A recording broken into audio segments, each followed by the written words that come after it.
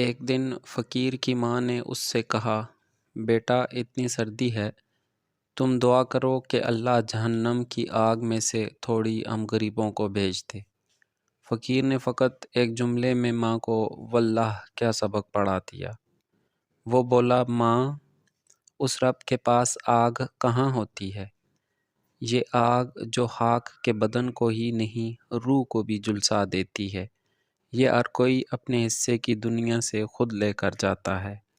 اللہم انی اسألک الجنہ، یا اللہ میں آپ سے جنت کا سوال کرتا ہوں۔ اللہم اجرنی من النار، یا اللہ میں جہنم سے آپ کی پناہ مانگتا ہوں۔